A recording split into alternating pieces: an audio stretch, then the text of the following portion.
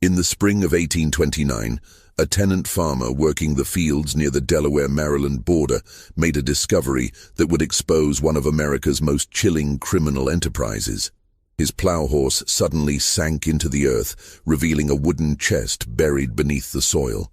Inside lay the skeletal remains of what appeared to be a man, his bones yellowed with age and his skull showing clear signs of violence. This was just the beginning.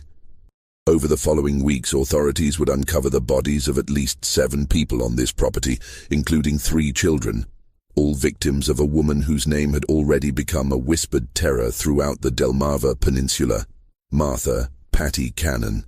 For nearly 2 decades, Cannon had operated what historians now call the Reverse Underground Railroad, a network that kidnapped free African Americans and escaped slaves to sell them back into bondage in the Deep South.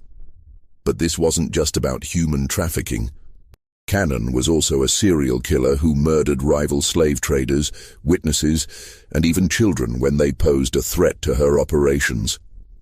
Court records from Sussex County, Delaware, show she was indicted for 4 murders, though witnesses claimed the true number exceeded 20. Before we continue with the story of Patty Cannon and her reign of terror along the Mason-Dixon line, I want to hear from you. What state or city are you listening from? The reach of Cannon's criminal network extended far beyond her Delaware stronghold, touching communities from Philadelphia to the Mississippi Delta. Leave a comment and let me know where you're hearing this story. Don't forget to subscribe and hit that notification bell. These dark chapters of American history deserve to be remembered. The discovery of those buried remains would ultimately unravel a criminal conspiracy that had operated with virtual impunity for over a decade, protected by jurisdictional confusion, racial prejudice, and the simple fact that most of its victims were people whose disappearances went largely unnoticed by white society. The area where Patty Cannon built her empire of terror was uniquely suited for criminal activity. In the early 1800s, the region now known as Reliance sat at the intersection of 3 jurisdictions, Sussex County in Delaware and Caroline and Dorchester counties in Maryland. This strategic location allowed criminals to literally step across county and state lines to escape pursuing lawmen. The spot was so remote that locals called it Johnson's Crossroads, named for the tavern that would become the headquarters of the most notorious kidnapping ring in American history. The landscape itself seemed designed for concealment. Dense forests of pine and oak stretched for miles, broken only by marshy lowlands and small clearings where isolated farmsteads dotted the countryside. The Nanticoke River wound through the region, providing waterways that could transport captives silently under cover of darkness. Roads were little more than cart paths, and the nearest substantial towns were days away by horseback. For someone seeking to operate outside the law, it was an ideal location. Martha Cannon, called Patty by those who knew her, had arrived in this borderland sometime around 1790. Court records suggest she was born around 1760, possibly under the name Lucretia Patricia Hanley, though she kept her origins deliberately vague. Some accounts place her birth in Canada, with immigration to Delaware at age 16. What is documented is her marriage to Jesse Cannon, a local farmer who owned property near the state line. Together they had at least 1 daughter, and lived what appeared to be an unremarkable rural life. Jesse Cannon was described by neighbors as a quiet man who kept to himself, working his small farm and raising tobacco and corn like dozens of other settlers in the region. The Cannon homestead sat on a modest plot of land that straddled the Delaware-Maryland border, a detail that would prove crucial to Patty's later criminal activities. The house itself was a simple 2-story structure, built in the common style of the period with thick wooden walls and small windows. What neighbors didn't know was that this seemingly ordinary home would soon house secret rooms and hidden spaces designed to conceal kidnapped human beings. But beneath this veneer of normalcy lay something far darker. The early 1800s marked a crucial period in American slavery. When Congress banned the importation of enslaved people from Africa in 1808, the demand for human labor in the expanding cotton fields of Alabama, Mississippi, and Georgia created a lucrative domestic market. A healthy adult slave who might have cost $300 before the ban now sold for over $1,000 in the Deep South. This price surge created powerful incentives for criminals willing to traffic in human misery. The economic transformation of the South following the invention of the cotton gin had created an insatiable demand for enslaved labor. Cotton production was expanding rapidly across the Gulf Coast states, and planters were willing to pay premium prices for workers. The legal ban on importing slaves from Africa meant that the only source of new enslaved people was the domestic population, either through natural increase or through the capture and re-enslavement of free African Americans. The Delmarva Peninsula was particularly vulnerable to these predators. Following the Revolutionary War, many enslaved people had been freed by their owners, either through gradual emancipation laws or individual acts of manumission. Maryland and Delaware had substantial populations of free African Americans who worked as laborers, artisans, and small farmers. These communities, while legally free, lived in constant fear. They had no powerful protectors, limited legal recourse, and their disappearances often went unreported or uninvestigated by white authorities who viewed them as less than fully human. The legal status of free African Americans in the early 1800s was precarious at best. While they were not enslaved, they possessed few of the rights enjoyed by white citizens. They could not vote, serve on juries, or testify against white defendants in most courts. Their freedom could be challenged at any time, and they were required to carry papers proving their status. For criminals like Patty Cannon, these legal vulnerabilities created opportunities for exploitation. Into this environment stepped Patty Cannon, a woman who would prove that evil recognizes no gender boundaries. Contemporary accounts describe her as a large, physically imposing woman with unusual strength for her gender. She stood nearly 6 feet tall in an era when most women barely reached 5 feet, and she possessed what neighbors described as an intimidating presence. Her voice was reportedly deep and commanding, and she had a reputation for violent outbursts when crossed. Her husband Jesse died under mysterious circumstances around 1826. Some later claimed she poisoned him, leaving her a widow with complete control over the family property. By this time, she had already begun forming the criminal connections that would make her name synonymous with terror. Local law enforcement was virtually non-existent in the rural border region, and what little authority existed was often corrupt or simply overwhelmed by the scale of criminal activity. The social dynamics of the region also favored criminal enterprises. The white population was sparse and often transient, consisting largely of small farmers, laborers, and people seeking to escape their pasts in more settled areas. There was little sense of community cohesion, and neighbors often minded their own business regardless of what they might suspect about their neighbors' activities. This isolation and indifference would prove crucial to Cannon's ability to operate undetected for so many years. The transformation of Patty Cannon from frontier widow to criminal mastermind began with her daughter's marriages. In a pattern that would define the next 2 decades, both of the young woman's husbands were slave kidnappers. Her first husband, Henry Brereton, was a blacksmith who supplemented his income by capturing free African Americans for sale in the South. In 1811, Brereton was arrested and imprisoned in Georgetown, Delaware for kidnapping, but he managed to escape from jail that same year. Brereton's criminal activities had been well known in the local community long before his arrest.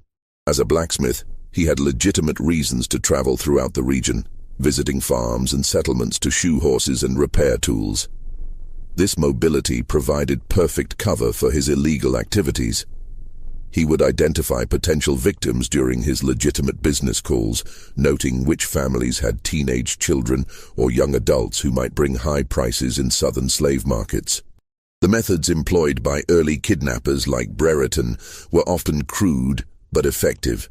They relied on deception, overwhelming force, and the isolated nature of rural life to capture their victims. A common technique involved approaching free African American families with offers of employment in distant locations. Parents desperate for economic opportunities for their children would sometimes allow them to travel with these supposed employers, only to discover too late that they had signed their children's death warrants. It was after his escape that the first documented murder connected to the Cannon family occurred. Brereton, working with Paddy Cannon and another criminal named Joseph Griffith, ambushed a slave trader known only as Rigel at Cannon's tavern. The plan was simple but brutal.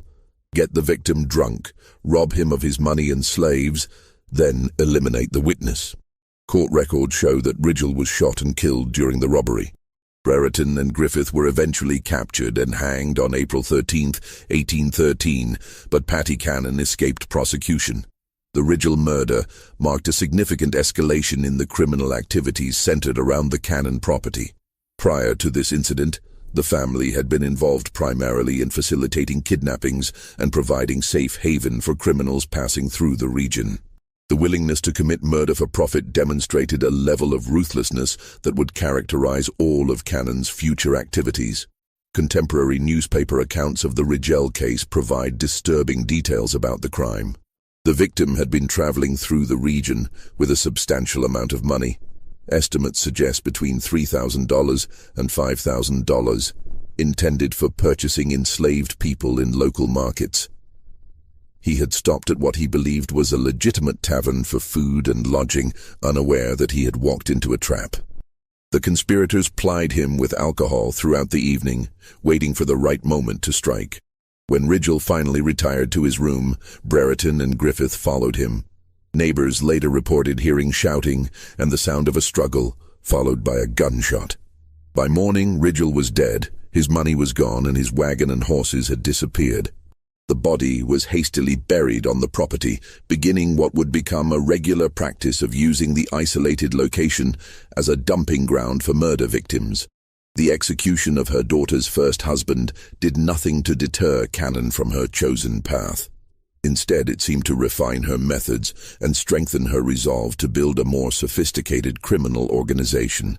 The lesson she drew from Brereton's capture was not that crime didn't pay, but rather that criminals needed better organization and more careful planning to avoid detection.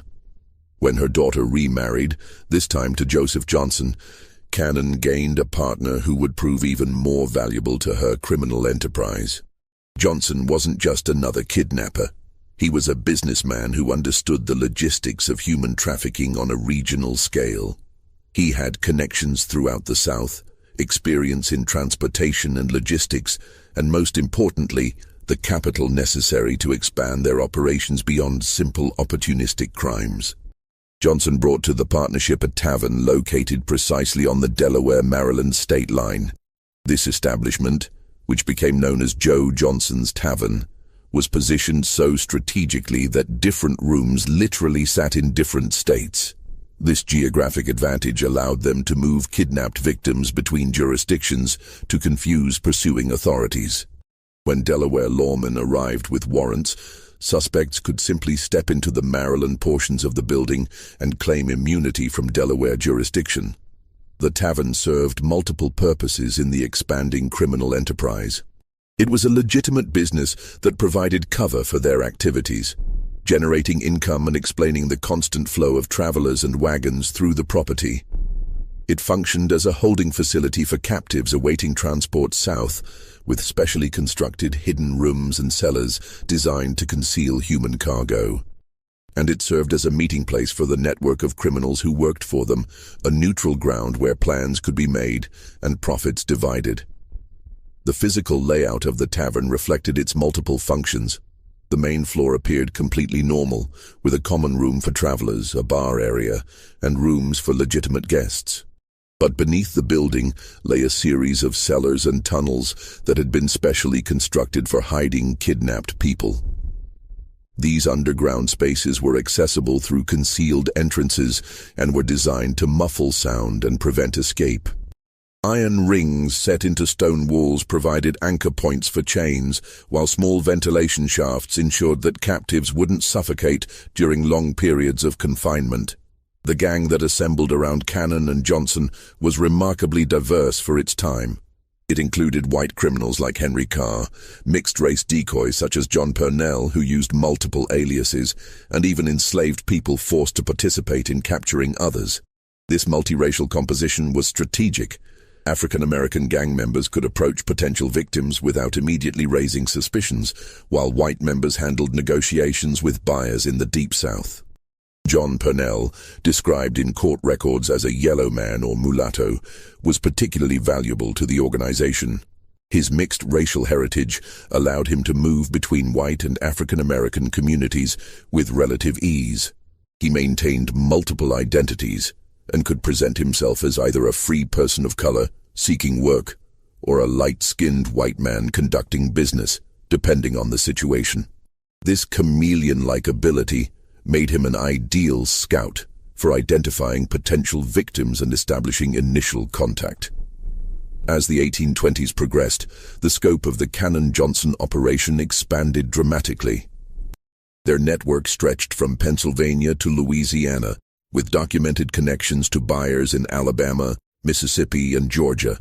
Mayor Joseph Watson of Philadelphia, a Quaker deeply committed to protecting free African Americans, began tracking the disappearances of citizens from his city and tracing them back to the Delmarva Peninsula. Watson's investigations revealed the horrifying scale of the operation. In 1825 alone, he documented dozens of kidnappings connected to the Cannon Gang. The victims weren't just random targets, they were often specifically chosen for their vulnerability. Young adults brought the highest prices in southern markets, but children were also valuable as they could be trained for specific tasks and would provide decades of labor. The systematic nature of these kidnappings demonstrated a level of organization that went far beyond opportunistic crime.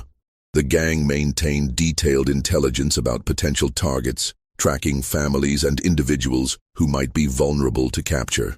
They knew which young people had recently lost their jobs, which families were struggling financially, and which individuals might be tempted by offers of employment in distant locations. One of the most detailed accounts comes from Lydia Smith, a 25-year-old free woman who was kidnapped in 1825. Her testimony, preserved in court records, describes being held first in Cannon's house, then moved to Johnson's Tavern, where she was kept in chains for 5 months. Smith recalled the constant fear, the inadequate food, and the knowledge that she was scheduled to be transported south with a large group of other kidnapped people. Only her eventual rescue by Watson's network saved her from a lifetime of bondage. Smith's account provides crucial details about the conditions endured by victims of the Cannon Gang. She described being seized while walking alone on a road near Philadelphia, overpowered by multiple attackers, and transported by wagon to the Delaware-Maryland border. The journey took several days, during which she was kept blindfolded and chained to prevent escape attempts. Upon arrival at the Cannon property, she was placed in a hidden room beneath the main house, where she discovered she was not alone. The underground holding areas, according to Smith's testimony, contained dozens of other kidnapped people at various times. Men, women, and children were kept in separate areas, all chained to prevent escape. The conditions were deliberately harsh. Inadequate food, no sanitation facilities, and constant darkness except when guards brought candles during feeding times. The psychological torture was as brutal as the physical conditions, as captives knew they were destined for sale into lifelong bondage. Smith also provided details about the gang's methods for processing their human cargo. Victims were systematically stripped of any documentation proving their free status, and any personal belongings that might help identify them were destroyed. They were given new names and false backgrounds that would support their sale as legitimate slaves. Those who resisted or attempted to maintain their true identities were beaten until they complied. The gang's operations were an open secret in the local community. Neighbors knew that people disappeared near the Cannon property, that wagons arrived at odd hours, and that Johnson's Tavern hosted suspicious meetings. But the victims were African Americans in a society where their word carried little weight against that of white criminals. Local law enforcement, when it existed at all, showed little interest in investigating crimes against people they viewed as inherently suspicious. The complicity of the local white community in the gang's activities went beyond mere indifference. Some neighbors actively supported the criminal enterprise, either through direct participation or by providing information about potential victims. Local merchants supplied the gang with provisions, asking no questions about the source of their payment. Even some law enforcement officials were suspected of taking bribes to look the other way when suspicious activities were reported. This indifference changed only when white victims entered the equation. The gang didn't just kidnap free African Americans. They also robbed and murdered slave traders who came through their territory, carrying large amounts of cash. These victims were white men engaged in the legal slave trade, and their disappearances attracted the attention that African American victims never received. The first documented case occurred around 1820 when a slave trader from Georgia named Bell or Miller vanished while traveling through the area. This man had been carrying a substantial sum of money. Some accounts suggest $35,000, intended for purchasing enslaved people. He was last seen at Cannon's establishment, and his horse was later found in her possession. When questioned, Cannon claimed the man had sailed south with a cargo of enslaved people, but investigators found this story implausible. The Georgia trader's disappearance marked the beginning of a pattern that would eventually lead to the gang's downfall. Unlike African American victims, whose disappearances generated little official interest, missing white slave traders had business partners and financial backers who demanded investigations. These men carried substantial amounts of money and had planned itineraries that made their disappearances difficult to explain away. Cannon's method for dealing with these victims was typically brutal.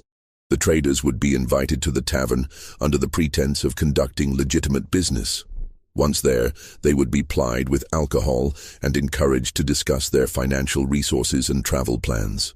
When the opportunity arose, they would be murdered and robbed, their bodies buried on the property, and their money and any enslaved people they were traveling with would be incorporated into the gang's operations.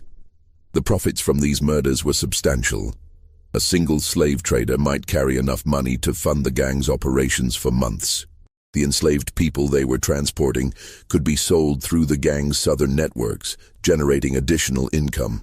Most importantly, eliminating these competitors helped the gang maintain their monopoly on criminal activities in the region. By the mid-1820s, pressure was mounting on the Cannon-Johnson gang from multiple directions. Mayor Watson of Philadelphia had begun offering substantial rewards for information leading to arrests, and Governor John Andrew Schulze of Pennsylvania was coordinating with officials in southern states to track kidnapped citizens.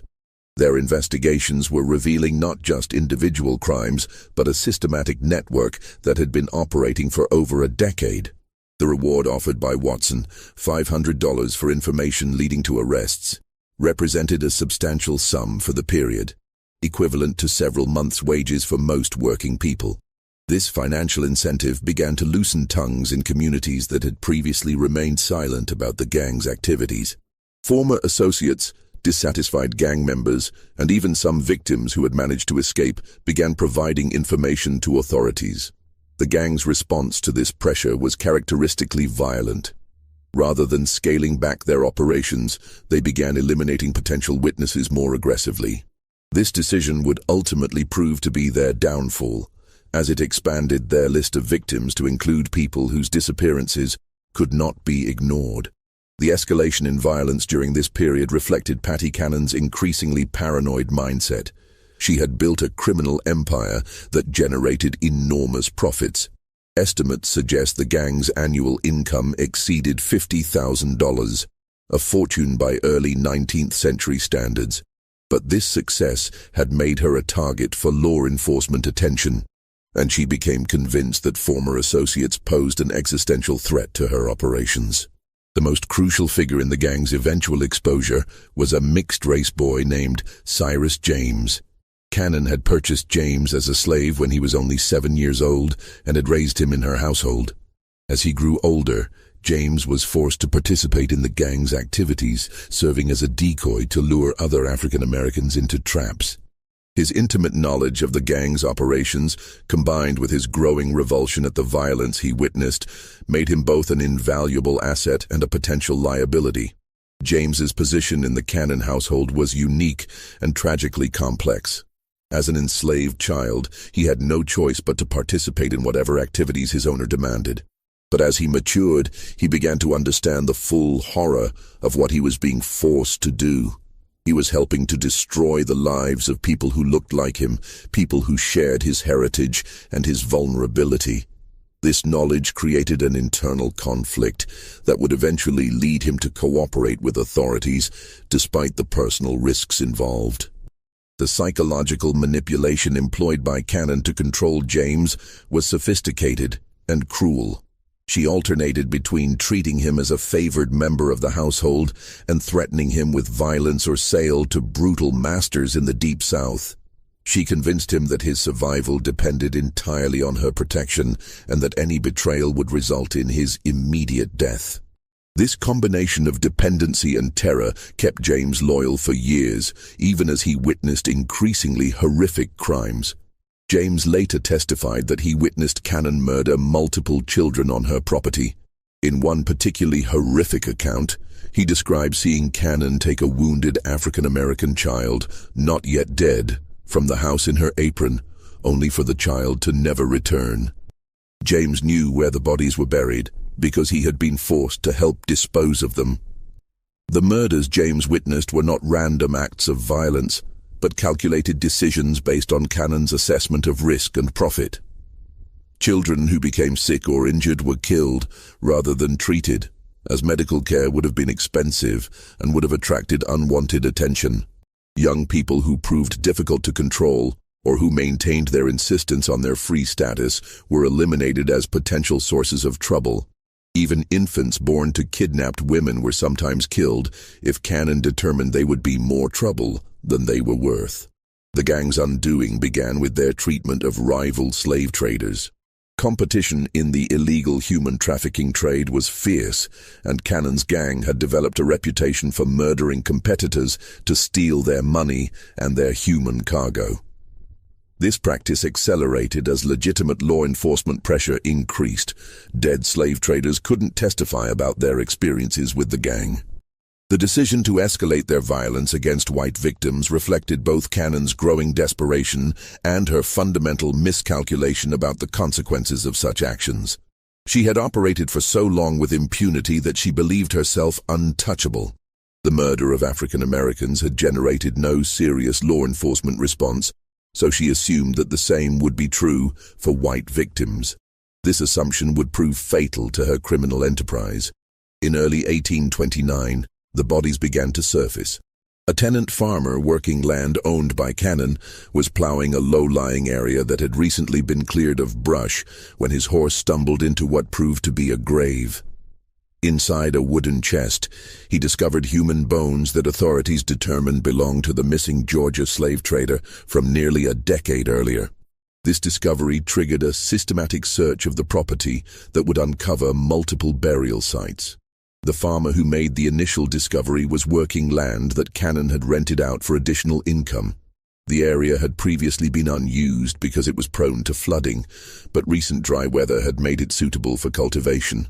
When the farmer's plow horse suddenly sank into the ground, he initially assumed he had encountered a natural depression or perhaps an old well. It was only when he began digging to free his horse that he realized he had stumbled upon something far more sinister. The wooden chest containing the bones was remarkably well preserved, suggesting it had been buried relatively recently despite containing decade-old remains. The chest itself appeared to have been specifically constructed for the purpose of concealing a body with dimensions that precisely accommodated a human form.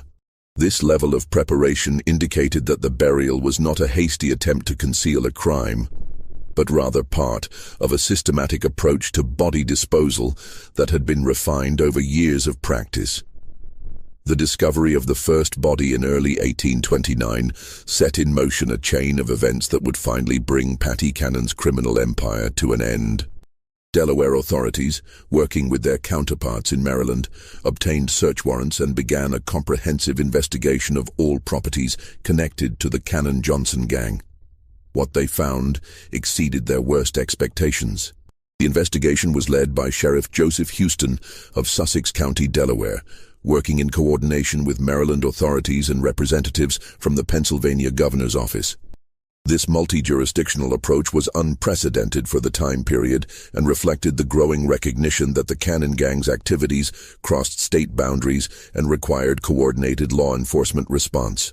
The search warrants obtained by authorities were remarkably broad, allowing them to excavate any areas of the Cannon properties where bodies might be concealed. This legal authority was crucial, as it provided protection for investigators who might otherwise have been accused of trespassing or illegal search and seizure. The warrants also specified that any evidence discovered could be used in prosecutions across multiple jurisdictions, helping to close the legal loopholes that the gang had exploited for years. On April 3, 1829, Cyrus James was captured in Delaware. The circumstances of his arrest remain somewhat unclear, but court records suggest he was attempting to flee the region when he was apprehended. Faced with overwhelming evidence and the prospect of execution, the young man who had been forced into a life of crime as a child made a fateful decision. He would cooperate with authorities and reveal everything he knew about Paddy Cannon's operations. The decision to cooperate was not made lightly by James. He understood that his testimony would likely result in his own prosecution for the crimes he had been forced to commit. But he also recognized that continued silence would mean protecting the woman who had enslaved him and forced him to participate in the destruction of countless other lives. His cooperation represented not just a legal strategy, but a moral choice to finally break free from the psychological control that Cannon had maintained over him for years. James's testimony was devastating. Speaking to Justice of the Peace in Seaford, Delaware, he provided detailed accounts of murders spanning nearly a decade. He told investigators that Joseph Johnson, his brother Ebenezer Johnson, and Paddy Cannon had shot the Georgia slave trader while he was eating supper at Cannon's house. He had watched them carry the body to a wooden chest and bury it on the property. But this was just the beginning of his revelations. The level of detail in James's testimony was extraordinary and provided investigators with their first comprehensive understanding of the gang's operations. He was able to describe not just individual crimes, but the systematic methods employed by the gang over many years. He knew the locations of burial sites, the identities of other gang members, the routes used to transport kidnapped people, and the networks of buyers and sellers that stretched across multiple states. Following James's directions, authorities began excavating the Cannon property systematically. In a garden area, they found the body of a young mixed-race child. According to James's testimony, this child had been enslaved by Cannon, along with his mother. Cannon had killed the child because she suspected the father was white, possibly a member of her own family. The article preserving this testimony contains no information about the fate of the child's mother, leaving open the horrifying possibility that she too was murdered. The discovery of the child's body was particularly disturbing to investigators because it demonstrated the extent of Cannon's callousness. This was not a victim of kidnapping or a rival criminal. This was a child who had been born into Cannon's household and lived under her control. The murder appeared to have been motivated purely by Cannon's racist paranoia and her fear that a mixed-race child might somehow threaten her operations. Additional excavations revealed 2 wooden boxes, each containing human bones. James identified one set of remains as belonging to another child he had seen Cannon beat to death with a piece of wood. The third set belonged to an adult whom James described as someone they considered had property, meaning the gang believed this person was free and might have resources worth stealing.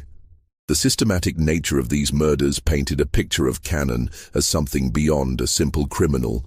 She was a serial killer who had been operating with impunity for years, protected by the isolation of her location, the indifference of local authorities to crimes against African Americans, and a network of co-conspirators who shared in her profits. The physical evidence discovered during the excavations corroborated James's testimony in remarkable detail. The wooden boxes used to contain bodies were of similar construction, suggesting they had been specifically manufactured for the purpose of concealing murder victims. The locations of the graves followed a pattern that indicated systematic planning rather than random burial. Most disturbing, the condition of the remains suggested that some victims had been buried while still alive. As news of the discoveries spread, other witnesses began coming forward. People who had lived in fear of Cannon for years suddenly found the courage to speak. Their testimonies revealed additional victims and provided details about the gang's methods that corroborated James's account. Among these new witnesses was Thomas Freeman, a free African-American who had been approached by gang members in 1827 but had managed to escape. Freeman testified that he had been offered work in Georgia and had been traveling toward the Cannon property when he became suspicious of his escort's behavior. He managed to slip away during a rest stop and spent several days hiding in the woods before making his way back to Philadelphia. Freeman's testimony was significant because it provided insight into the gang's recruitment methods. He described how the initial approach had seemed completely legitimate. He had been struggling to find work in Philadelphia when a well-dressed man approached him with an offer of employment on a Georgia plantation. The wages offered were generous, and transportation was to be provided free of charge. It was only during the journey that Freeman began to notice inconsistencies in his escort's stories and became suspicious of their true intentions. The scope of the investigation expanded beyond Delaware. Authorities in Maryland began examining properties owned by gang members, while officials in Pennsylvania coordinated efforts to document the full extent of the kidnapping network. Just when we thought we'd seen it all, the horror in Sussex County intensifies. If this story is giving you chills, share this video with a friend who loves dark mysteries, hit that like button to support our content, and don't forget to subscribe to never miss stories like this. Let's discover together what happens next in the final chapter of Patty Cannon's reign of terror. The coordination between different jurisdictions represented a new approach to law enforcement that would later become standard practice. For the first time, authorities were treating the Cannon gang as what it truly was, an interstate criminal conspiracy that required federal-level response. This recognition led to the involvement of officials from Washington, D.C., and marked the beginning of what would eventually become coordinated federal law enforcement efforts against organized crime. On April 13, 1829, a grand jury of 24 white men in Delaware handed down indictments against Martha Patty Cannon on 4 counts of murder. The charges were signed by James Rogers, the Attorney General of Delaware, and represented the first time any member of the notorious gang had faced serious legal consequences for their crimes against African Americans. The composition of the grand jury itself was significant for the period. All 24 members were white males, as required by Delaware law, but they represented a cross-section of the state's population, including farmers, merchants, and professionals. The fact that this jury was willing to indict a white woman for the murder of African Americans marked a notable shift in legal attitudes, driven largely by the overwhelming evidence presented and the interstate nature of the crimes. The indictments were remarkably specific for the era. Cannon was charged with the murder of an infant female on April 26, 1822, a male child on the same date, an adult male on October 1, 1820, and a Negro boy on June 1, 1824. Each charge carried the death penalty, and the evidence against her was overwhelming. The specificity of these charges reflected the thorough investigation conducted by authorities. Unlike many criminal cases of the period, which relied primarily on witness testimony and circumstantial evidence, the Cannon case was built on physical evidence, multiple corroborating witnesses, and detailed confessions from a participant who had intimate knowledge of the crimes. This combination of evidence types made the case virtually impossible to defend against. Cyrus James's testimony formed the backbone of the prosecution's case. His detailed knowledge of the gang's operations, combined with his ability to lead authorities to burial sites, made him the most valuable witness in Delaware legal history up to that point. The young man who had been forced into crime as a child now held the power to bring justice to the woman who had terrorized the region for decades. The prosecution team was led by Attorney General James Rogers, who had made his reputation prosecuting complex criminal cases across Delaware. Rogers understood that the Cannon case represented an opportunity to demonstrate that the law applied equally to all citizens, regardless of their race or social status. He also recognized that a successful prosecution would send a strong message to other criminal enterprises operating in the region. But Patty Cannon herself presented a figure that defied easy categorization, even for her contemporaries. Newspaper accounts described her as a large, physically powerful woman who commanded fear and respect, even from hardened criminals. At approximately 70 years old, she remained sharp-minded and defiant, showing no remorse for her actions, even when confronted with irrefutable evidence. Contemporary descriptions of Cannon during her imprisonment paint a picture of an unrepentant criminal who seemed genuinely puzzled by the legal proceedings against her. She apparently viewed her actions as legitimate business activities and expressed bewilderment that authorities were prosecuting her for crimes against people she considered to be property rather than human beings. The conditions of her imprisonment in the Sussex County Jail in Georgetown, Delaware, reflected both the seriousness of her crimes and the unusual nature of having a female defendant facing multiple murder charges. She was kept under constant guard, as authorities feared both escape attempts and potential retaliation from surviving gang members. The Georgetown jail itself was a crude stone structure that had been built in the early 1800s to house petty criminals and debtors. It was not designed to hold dangerous felons facing capital charges, and authorities had to implement special security measures to ensure Cannon's continued detention. Extra guards were posted, and her cell was reinforced with additional iron bars and locks. During her confinement, Cannon began to speak more freely about her criminal career. According to contemporary accounts, she admitted to killing at least 24 people over the course of her criminal career. These victims included not just the African Americans found buried on her property, but also rival slave traders, potential witnesses, and anyone else who posed a threat to her operations. The most chilling aspect of Cannon's confessions was their matter-of-fact tone. She spoke of murder as a business necessity, describing the killing of children and adults with the same casual indifference she might have used to discuss livestock. Her apparent lack of any moral conscience shocked even hardened law enforcement officials who had seen the worst of frontier violence. Cannon's confessions provided authorities with details about crimes that extended far beyond the charges for which she had been indicted. She described murders dating back to the early 1810s, kidnappings that had involved hundreds of victims, and a criminal network that had reached into multiple states. These revelations confirmed investigators' suspicions that the crimes discovered on her property represented only a fraction of the gang's total activities. The legal proceedings moved forward with unusual speed for the period. The overwhelming evidence, combined with public pressure for justice, created momentum for a quick trial and resolution. Court records suggest that Cannon was expected to face trial within weeks of her indictment, with execution to follow shortly thereafter if she were convicted.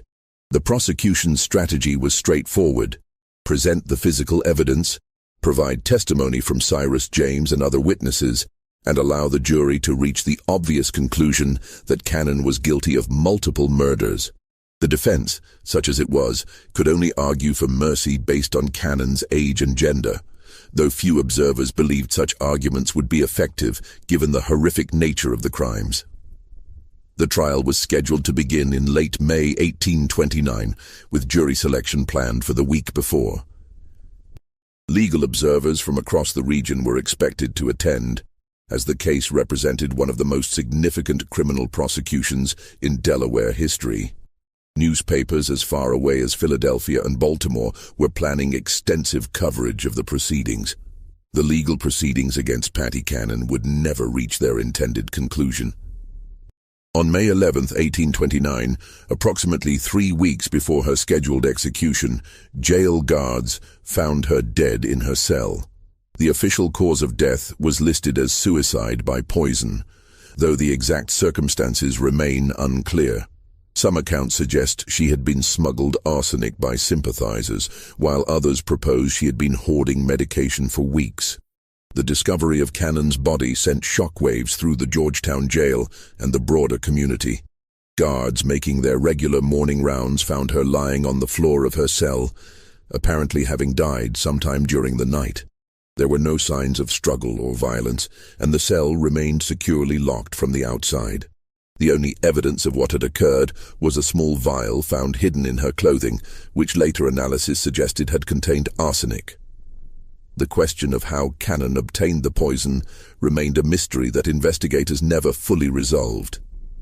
The jail's security procedures were relatively lax by modern standards, and visitors were not thoroughly searched before meeting with prisoners.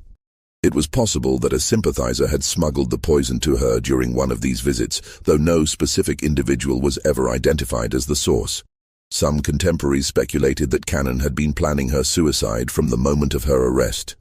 She had witnessed the execution of her daughter's first husband and understood exactly what fate awaited her if she were convicted. Rather than face the public humiliation of execution, she chose to die on her own terms, maintaining control over her fate until the very end. Her death robbed the victims' families of the satisfaction of seeing justice served, but it also brought to a close one of the most systematic criminal enterprises in early American history. Court records show that Cannon's death effectively ended the reverse Underground Railroad that had operated along the Delmarva Peninsula for nearly 2 decades. The immediate aftermath of Cannon's death was chaotic. Authorities had been preparing for what they expected to be the most significant criminal trial in Delaware history, and her suicide left them with unresolved questions about the full extent of her criminal network. The investigation into her activities continued for several months, but without her testimony, many details about the gang's operations remained unclear. The fate of her surviving co-conspirators varied. Joseph Johnson, her son-in-law and primary partner, had fled to Alabama or Mississippi before the investigations began. His brother Ebenezer also escaped to the Deep South, where they presumably continued their criminal activities beyond the reach of Delaware authorities. Local law enforcement made half-hearted attempts to pursue them, but the jurisdictional complications and vast distances involved made successful prosecution unlikely. Only Cyrus James, the enslaved boy forced into crime, remained to face justice, and his cooperation with authorities ultimately led to his freedom rather than execution. The Delaware courts, recognizing that James had been coerced into participating in the gang's activities and that his testimony had been crucial to uncovering the crimes, granted him his freedom and provided him with protection from retaliation. James's fate after the trial represented one of the few positive outcomes from the entire tragic episode. He was relocated to Pennsylvania, where abolitionists helped him establish a new identity and begin a legitimate life. Some accounts suggest he later became active in the Underground Railroad, using his knowledge of criminal networks to help legitimate efforts to assist escaped slaves. The investigation revealed that the Cannon-Johnson gang had been responsible for the kidnapping of hundreds of free African Americans over the course of their operations. While exact numbers remain disputed, conservative estimates suggest they trafficked between 500 and 1,000 people into slavery in the Deep South. The economic value of these crimes, measured in the prices slaves commanded in southern markets, represented millions of dollars in today's currency. The human cost of these crimes extended far beyond simple statistics. Each kidnapping represented the destruction of a family, the theft of a life, and the perpetuation of a system that treated human beings as property. Many victims were never recovered, living out their lives in bondage hundreds of miles from their homes. Children were separated from parents, spouses from each other, and entire communities lived in fear of similar attacks. The geographic scope of the gang's activities was equally staggering. Evidence collected during the investigation showed connections to criminal networks operating from New York to Louisiana. The Cannon Gang had been part of a larger system of illegal human trafficking that exploited the jurisdictional confusion and limited law enforcement capabilities of the early 19th century. Patty Cannon's body was initially buried in the graveyard of the Georgetown jail where she died. The burial was conducted without ceremony, reflecting the community's desire to forget the horrors associated with her name. When that land was later developed into a parking lot in the 20th century, her remains were moved to a potter's field near the new prison. In a bizarre twist that reflects the sensationalist attitude toward her crimes, her skull was separated from the rest of her remains and put on display in various venues over the years. As recently as 1961, it was on loan to the Dover Public Library, serving as a macabre reminder of one of Delaware's darkest chapters. This treatment of her remains, while disturbing by modern standards, reflected the public's continued fascination with her crimes and their desire to remember the horrors she had perpetrated. The legacy of Patty Cannon extends far beyond her individual crimes. Her story illustrates the systematic violence that underpinned American slavery, the vulnerability of free African Americans in the antebellum period, and the ways that geographic and legal loopholes could be exploited by sophisticated criminals. The reverse Underground Railroad she operated represented the dark mirror image of the networks that helped enslaved people escape to freedom, a reminder that for every story of liberation, there were countless others of re-enslavement and death. Modern historians continue to study the Cannon case as an example of how criminal enterprises could flourish in the gaps between legal jurisdictions. Her ability to operate for nearly 2 decades despite the knowledge of local communities demonstrates the combination of racism, legal limitations, and economic incentives that allowed such horrors to continue. The case also highlighted the limitations of early 19th century law enforcement. The lack of coordination between different jurisdictions, the absence of professional police forces, and the limited communication capabilities of the period all contributed to the gang's ability to operate with impunity. These lessons would later inform efforts to develop more effective law enforcement strategies for dealing with interstate crime. The impact on the local community was profound and lasting. The area around Johnson's Crossroads never fully recovered from its association with the Cannon Gang. The name was eventually changed to Reliance in an effort to escape the infamy, but the stigma persisted for generations. Property values in the area remained depressed for decades, and many families chose to relocate rather than remain in a place associated with such horrors. The Cannon case also had broader implications for American society's understanding of race and crime. The willingness of authorities to finally prosecute these crimes, even though the victims were primarily African Americans, marked a small but significant shift in legal attitudes. While this change was limited and temporary, it represented recognition that all people, regardless of race, deserved legal protection. The documentation and investigation of Cannon's crimes also contributed to the growing abolitionist movement. The systematic nature of the kidnapping network and the ease with which free African Americans could be reduced to slavery provided powerful evidence for abolitionists arguing that the entire system of slavery was inherently corrupt and dangerous. In the decades following Cannon's death, her story became part of regional folklore, though the details were often distorted or sensationalized. Numerous books, pamphlets, and newspaper articles recounted her crimes, though many mixed fact with fiction in ways that made it difficult to separate historical truth from legend. The most famous of these was George Alfred Townsend's novel, The Entailed Hat, published in 1884, which used Cannon's story as the basis for a melodramatic tale of frontier crime. The site of the original Cannon house remained a source of morbid fascination for decades. Visitors would travel to the remote location to see where the crimes had occurred, and local residents developed a cottage industry providing tours and selling souvenirs. The original house was finally torn down in 1948, but the site continued to attract curiosity seekers well into the modern era. This mystery shows us how easily society can turn a blind eye to systematic violence when the victims are perceived as less than fully human. The indifference that allowed Patty Cannon to operate for decades was finally overcome only when her crimes expanded to include white victims whose disappearances could not be ignored. The legal system that failed to protect free African Americans from kidnapping and murder was the same system that ultimately prosecuted Cannon only when she threatened the interests of white slave traders.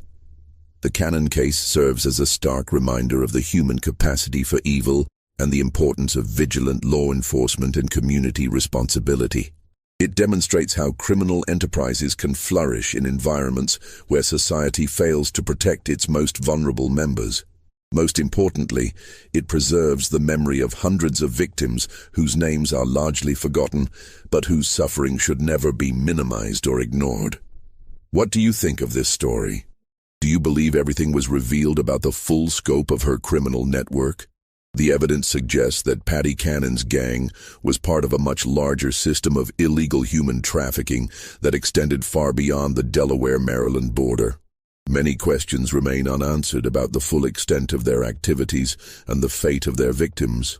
Leave your comment below and share your thoughts about this dark chapter in American history. If you enjoyed this tale and want more horror stories from America's hidden past, subscribe, hit the notification bell, and share with someone who loves mysteries from our nation's forgotten crimes. See you in the next video, where we'll explore another terrifying true story from the shadows of American history.